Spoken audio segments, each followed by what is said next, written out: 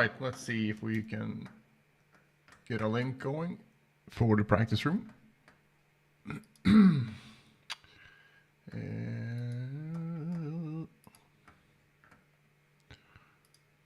Membership.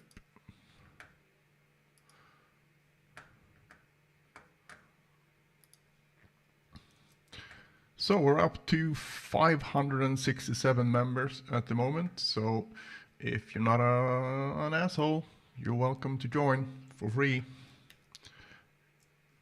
And you have the link here.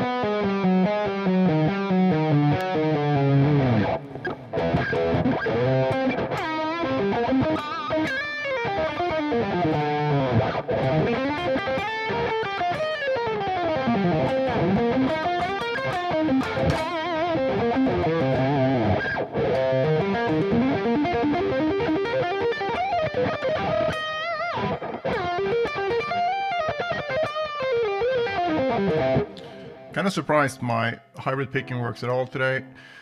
One of my dogs, Holly, she saw a cat outside and she just bolted and ripped the lead out of my hand, and then it feels really weird. Hey Jake, well, you know, it's all about practicing, so just keep doing it and you're gonna find that it works way better. It's almost like magic. But one tip though with this old hammer stuff is that if you don't get a sound, I mean, you should get a sound from left to right, because you know it doesn't really matter how you get to this note, it's gonna make some sort of a sound. But when you go from right to left, if the timing is off here, when I have this fretted, I need to get this finger down exactly at the same moment as I lift it. Whoops, and not do that. That can be really tricky. And what you should need to focus on is not to try to overdo it by smacking the string. Instead, this is a timing issue, and that's what we're working here. So if one good thing to try is just do this with each finger. Not necessarily staccato, but just, you know, try to find how much do you actually need to, how much force do you need to hammer on to get a sound. And if we take that to the next logical step here, you shouldn't be needing to push down harder just because you're moving from this finger to that finger. If it takes this much strength or speed or whatever to push the string down so you get a sound, that should be it, right? For this instrument and this string. So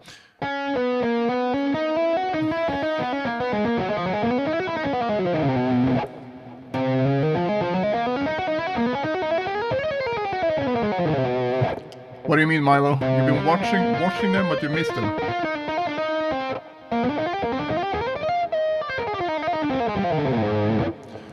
And also, when I'm doing this, it's just so I don't have to focus on muting anything. So, and obviously you could do it like this. It's just annoying to me, so I don't do that.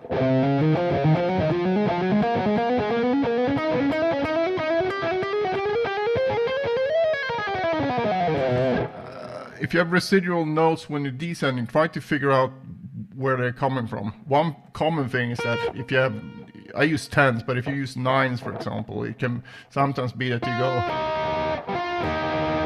sort of get a double stop, or it can just be that these strings start ringing or these strings start ringing, but you shouldn't have to mute everything.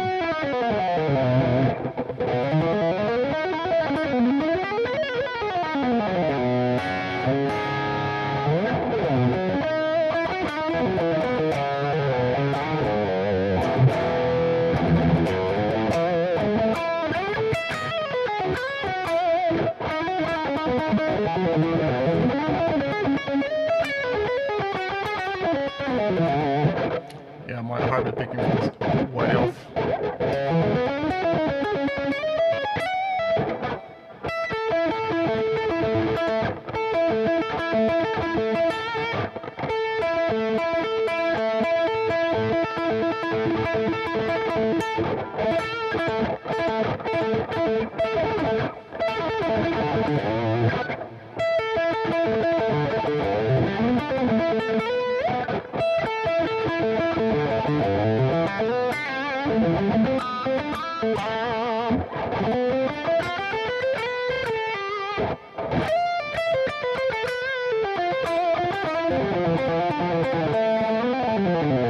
I still don't know what you mean, Milo. You've been watching what? I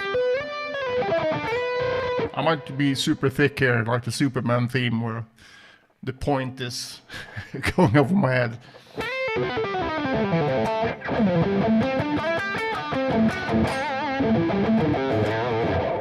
Anyway, so when holding my dog pulled, it feels kind of weird here. So, I don't know.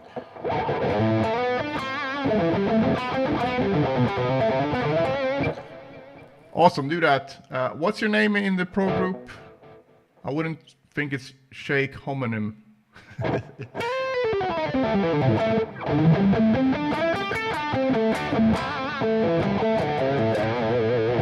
Yeah, so definitely post a video. And also I've started posting way more videos now in both the pro group and other group, because since I got this, not new setup, but when I realized I can record videos just like this, it's so quick and easy. So I really enjoy that.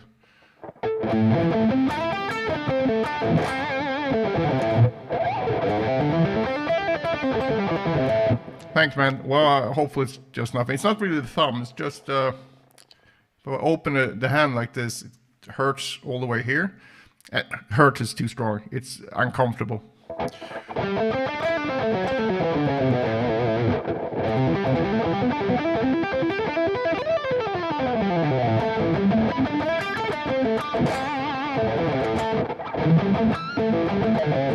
Why can't you play, Milo?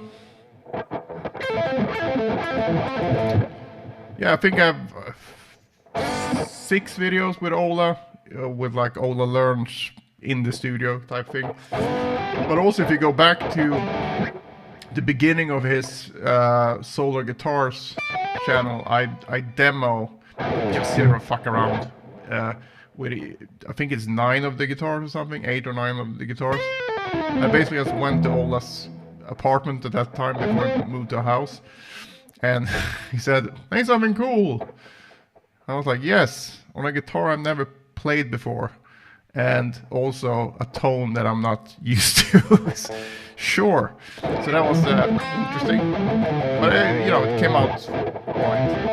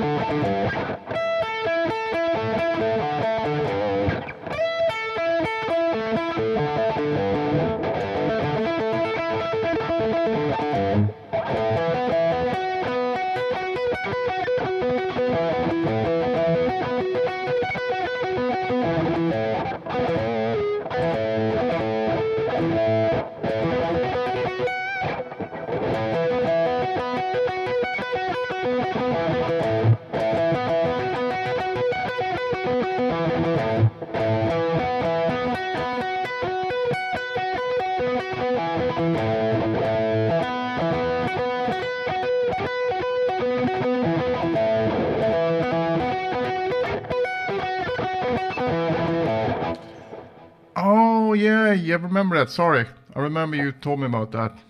So still no solution to that stuff.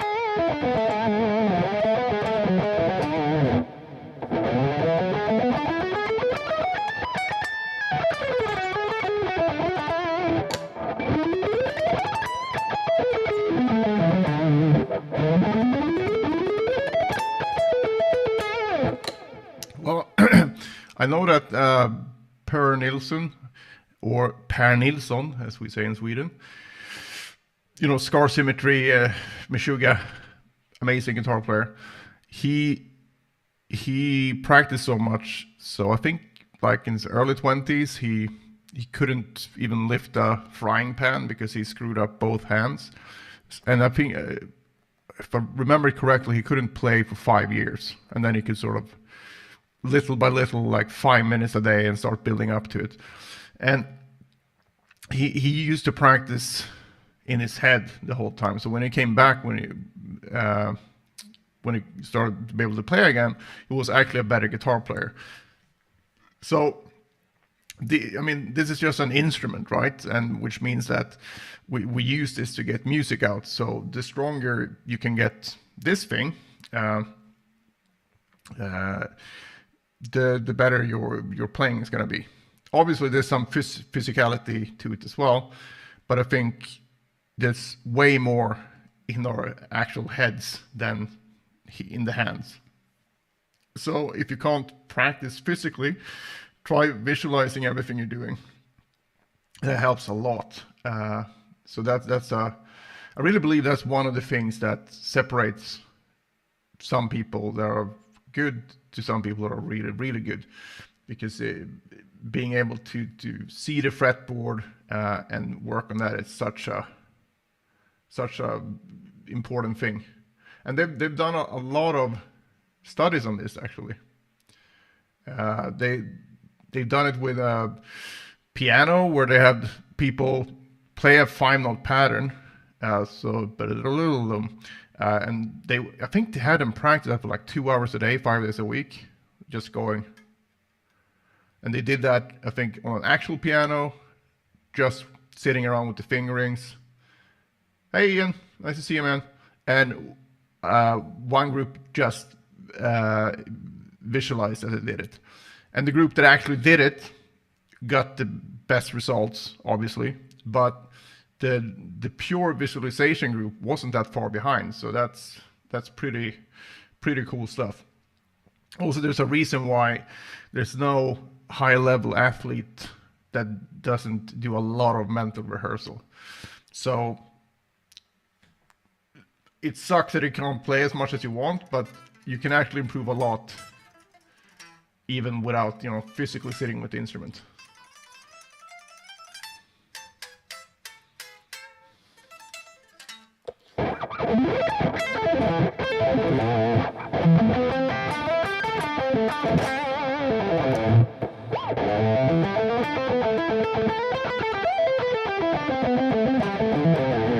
I mean, I had almost a 10-year break from the guitar because I got into studying writing orchestral music.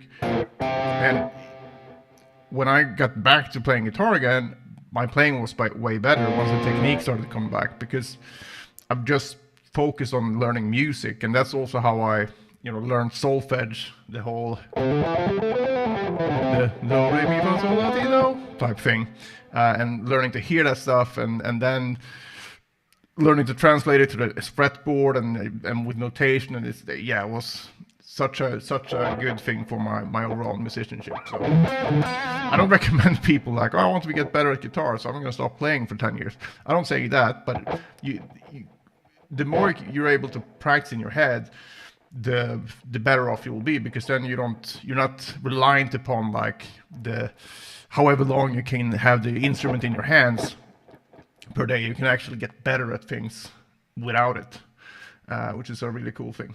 So, and Guthrie Govan recommended doing this, like for just getting your fingers to brain control better. So going through the 24 finger combinations, because he said like, well, if you can do this, draw, 1, 2, 3, 4, brum, brum, and then do the opposite, brum, brum, you should be able to go 1, 2, 4, 3 as well, as quickly.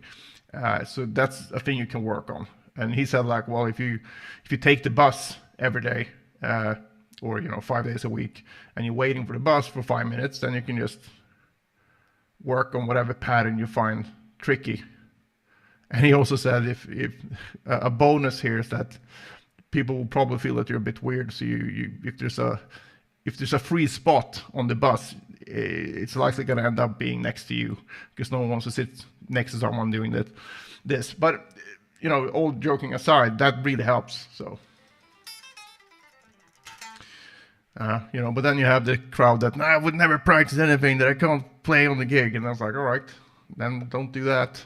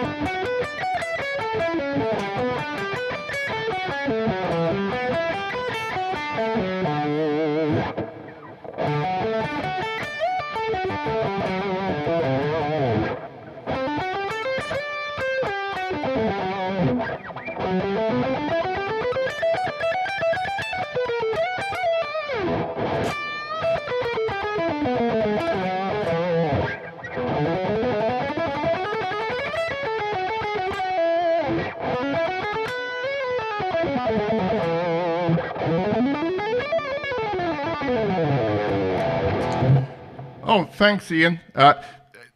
To be fair, I have no idea which one that is, because all the music I made for Epidemic Sound, the music library, they would be like, oh, we want, epic orchestral, whatever. And then you would make, they would like 5 of them. So then you would make, some title, and then you would be like, oh, Fate's First Call 1, 2, 3, 4, and 5. So, it's, and obviously they needed to change the names, but then they started changing names to like things where I'm looking at it's like, the fuck? It's corny ass names, but whatever, what can you do? Besides me always bringing this up if someone says something, because some of the names some fucking cringe fest. But hey David, awesome. I'm gonna check if you're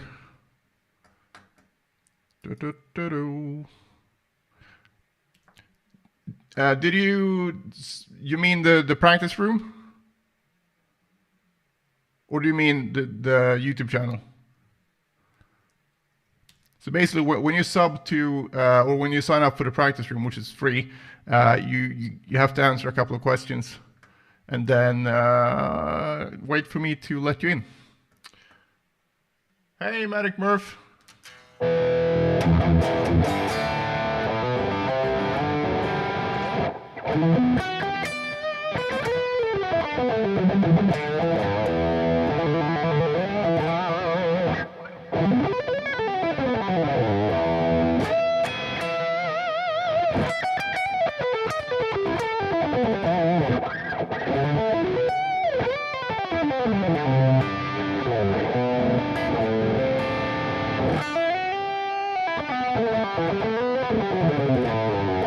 Okay, awesome, nice.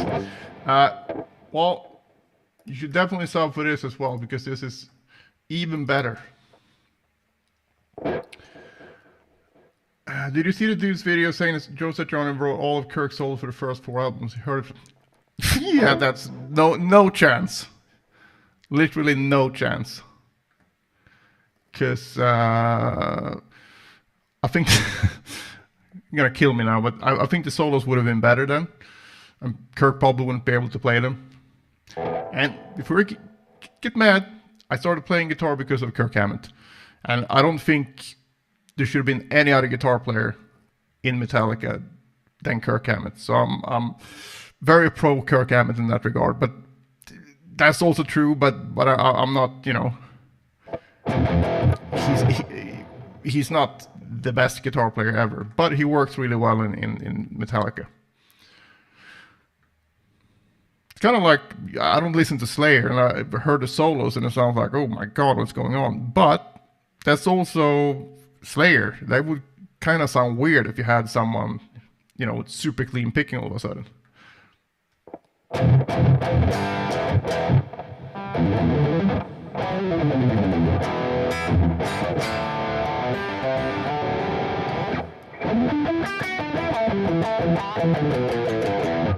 So funny though, because people are so like, well, Kirk Hammett, he won all the polls in Guitar World and all that stuff. And like, yeah, they had huge albums, so of course you would win.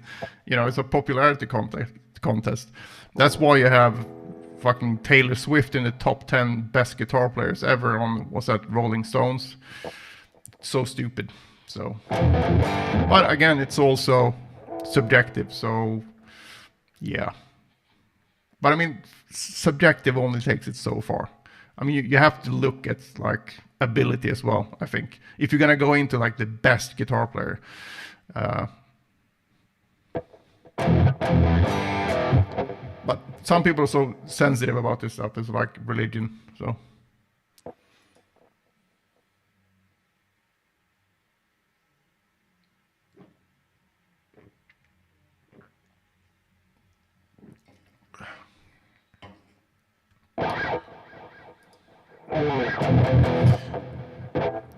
About Taylor Swift?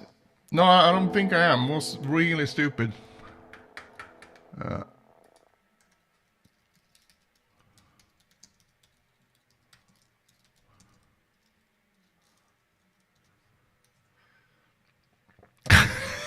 Yeah. Taylor Swift voted the 8th best guitarist of the last 2 decades. For fuck's sake. That's insane.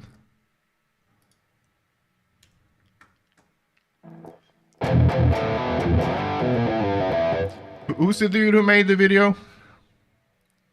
Murph? But it just goes to show you, it's such a stupid thing, right? And also, if you look at like, I love IMDb because you're gonna get a realistic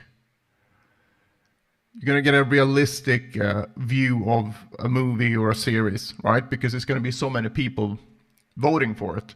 So even though it might be some super fans and some idiots, it's gonna be roughly what it is, right? But I think it's when it comes to one movie reviewer, you know, you might love that movie reviewer and you know that you have a similar taste, then you can sort of trust that. But other than that, you might find, you know, someone hating a movie that someone else loves, and you know, I don't really trust one person's taste. So I think all lists like this should actually be voted on instead. But she might win anyway, because her, what are they called? Taylor something? Taylor Swift's Swifties, they're called. Didn't they go vandalize Kurt Cobain's grave because Dave Grohl said that they weren't playing live? Which they weren't, so yeah.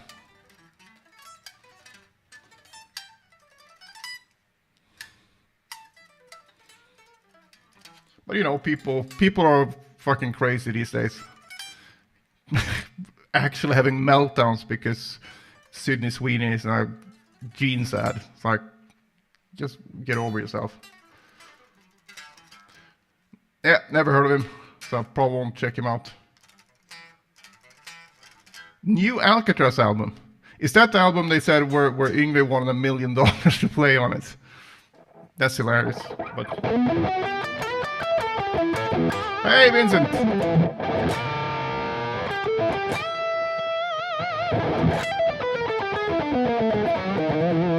How's the pentatonic practice going? Yeah, it's crazy, right? It's one thing if you don't like to... I have no opinion like on the commercial per se, but I just find it hilarious that some, you know, blue hairs get really upset. And also going like, oh, it's Nazi propaganda. It's like, what?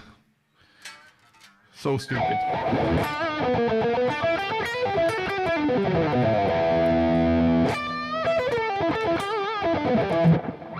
Aren't everyone exhausted by everything getting politicized?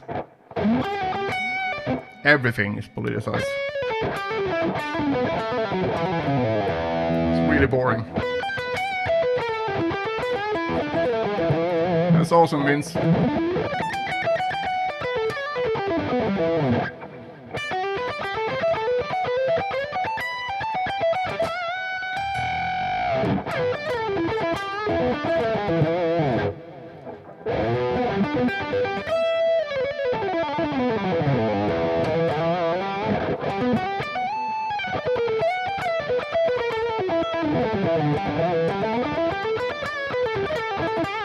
Yeah, it really does, because whether you're left, right, in the middle, or whatever, it's like, again, it's subjective of what you think.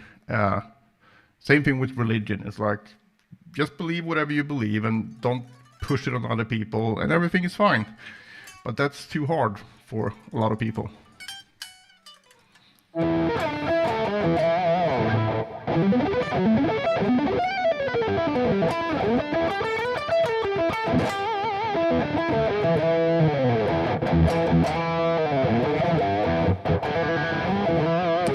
But I also think the politics stuff is, you have people now making good money by either leaning super left or super right, and you know, they're just gonna rage bait. It's like Conor McGregor. He said like, well, whether you love me or you hate me, you're going to want to watch me. So I think that's the kind of the way these people seem to operate.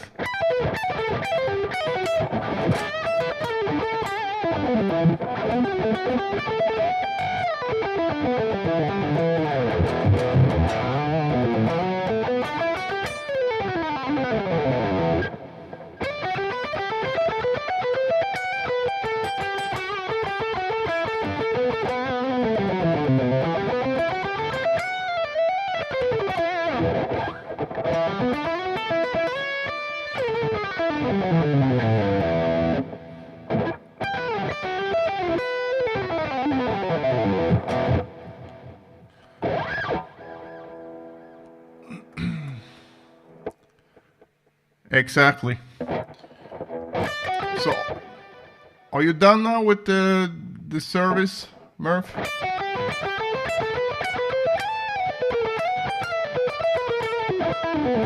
You're back in the States?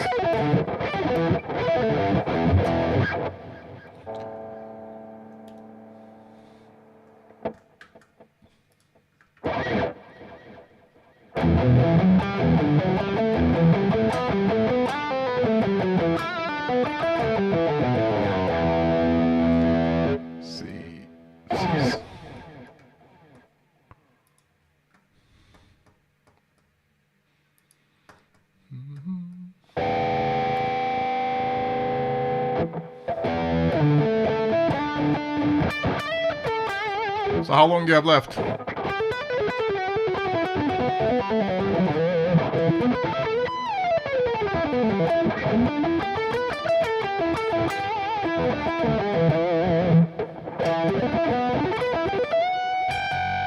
That's awesome, man.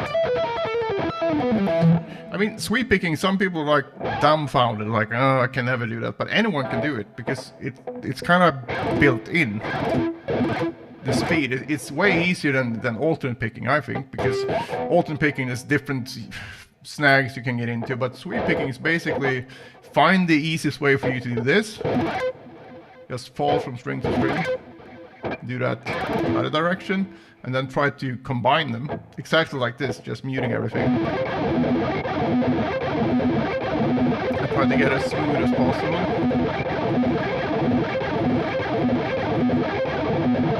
And that's your sweep motion, and then it's a matter of working on getting that together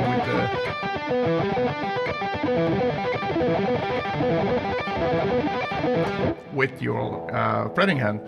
And obviously that's where a lot of problems come in. But what I've seen mostly is that I show people this, okay, do this, and they're like, okay, fine. But then when they add the fretting hand, they're like, okay. And that's not it. So you need to make sure that you have the correct motion, and that's also where you can focus on the rest strokes, which means you just go from string to string like this.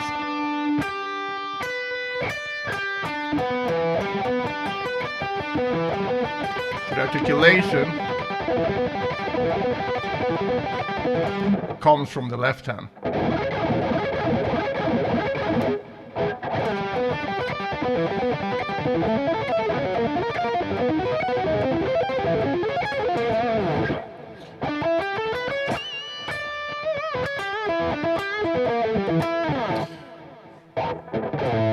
And when I say it's easier, it still means you need to spend a lot of time practicing slowly and getting everything together, of course. That's going to happen overnight, but it's not, you know, this impossible thing that some people think it is. So, and it's a very useful technique. So.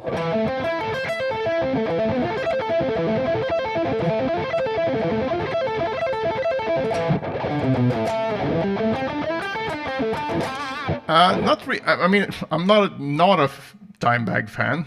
I really liked the Cowboys from Hell album, but that's pretty much the only album that I really listened to. I've heard Walk and all that stuff, of course, but I was never I think when they started releasing albums, I just discovered Dream Theater, and being a big nerd, I would listen to Dream Theater instead. So but was a great amazing player, very, his style was very much his own, and very recognizable. So, such a shame what happened to him. And, basically his brother as well. Because I think he probably wouldn't have died that early if his brother still was around. So that's really sad. Also, I've had quite a few students throughout the years who've been massive Pantera fans. And I've heard about before Cowboys from Hell, they were like a glam metal band. I was like, what? But I've never looked into it, but because they're not available on Spotify. But then I found it on YouTube, and holy shit, something happened between the last album before Cowboys from Hell, because it's like a completely different band. I mean, if you listen to you can still recognize somewhat that it's like Dimebag when you know that it's Dimebag, but yeah, it's incredible what a different album, and also like a completely different style they get into. Which I think they even, where the next album, that's Vulgar Display of Power, right? That was also another step in like a very unique direction.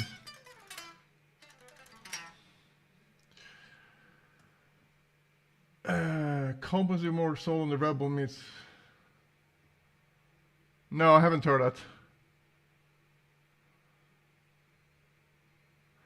Yeah, but it's a crazy shift, I feel, in like the production values and the direction of the band from power metal to Cowboys. But I mean, if you look at it, I think Dream Theater's first album sounds dog shit compared to Images and Words as well, so.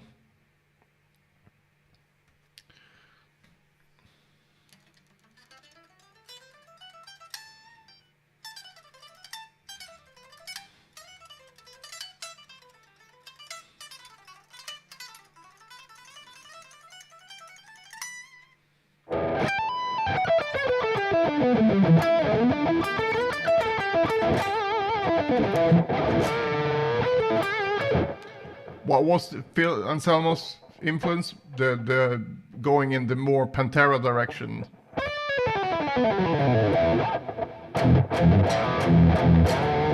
All right, well that makes sense.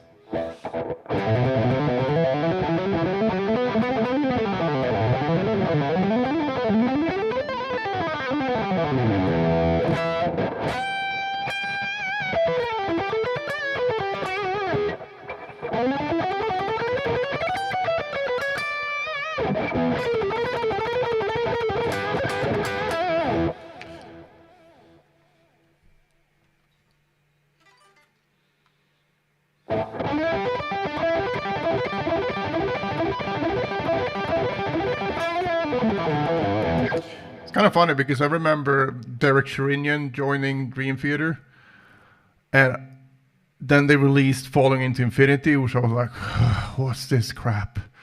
Because back then in the 90s, there was so little of that I wanted to hear, because, Shred and all that stuff was dead basically, and it was all Seattle stuff, which I enjoy now, but back then when I tried to learn guitar, I wasn't that into it. But so when they released Falling into Infinity and they had like Desmond Child on a song, I was like, what?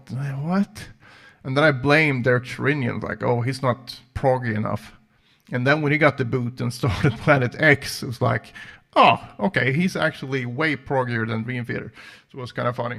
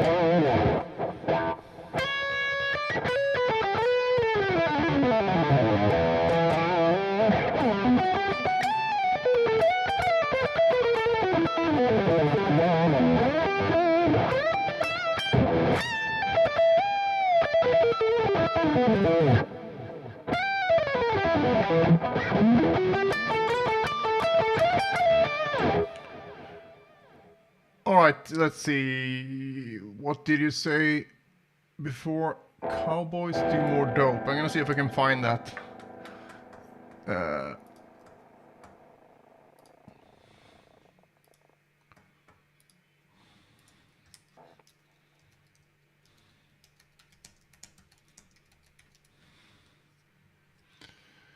Okay.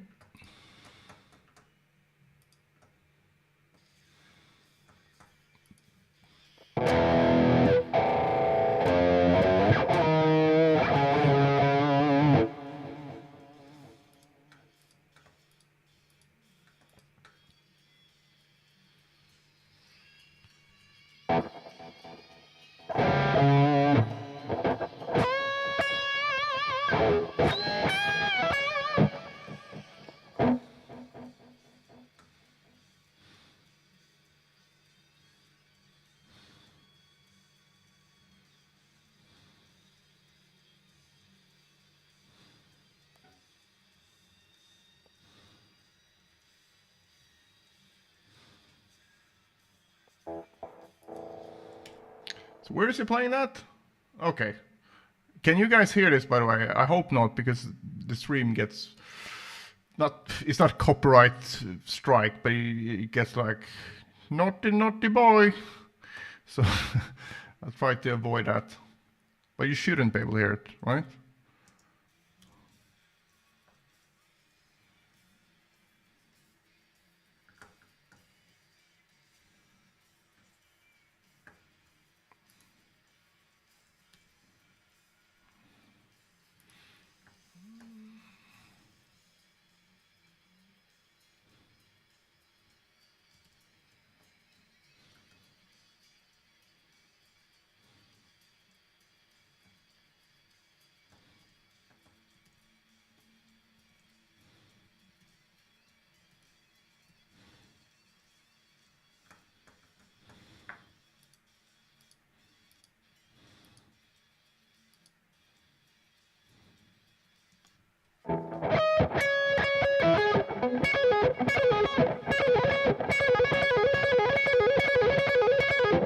Does this kind of thing?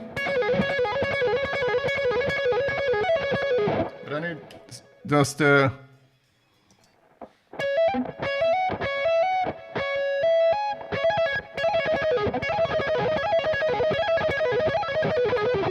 It's kind of a Van Halen type of thing.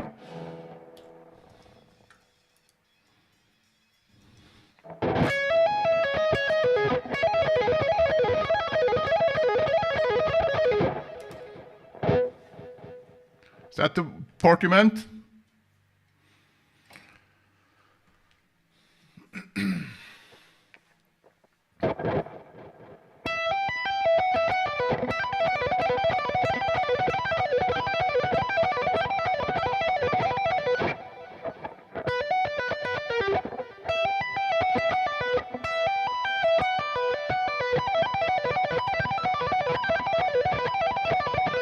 Yeah, it's not a sweep, but I get why you think that, because it sounds arpeggio-esque, because it is.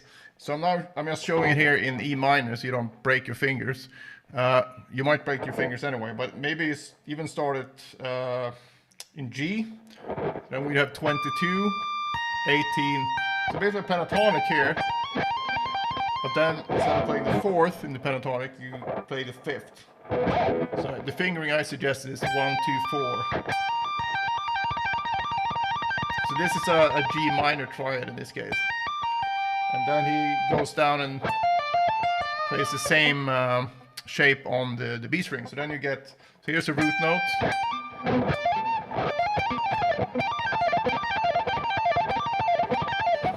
Pick him from 17 to 12 on the B string.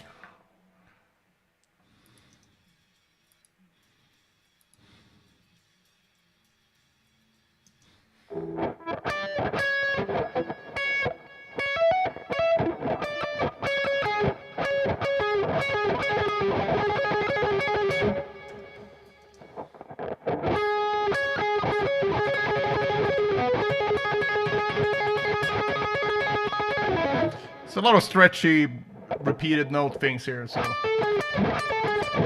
But I mean, are you tuned to standard? Because I don't think he is. So 17 to 12 might be the wrong thing.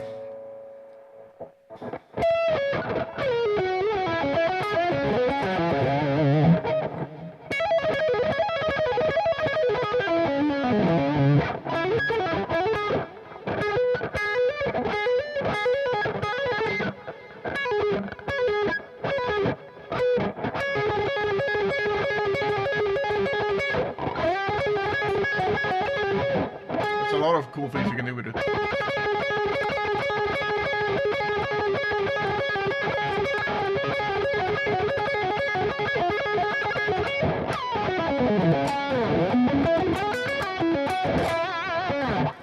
But be careful with the stretchy stuff though.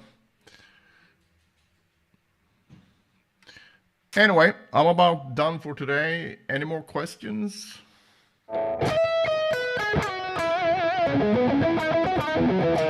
Yeah, well that that explains it.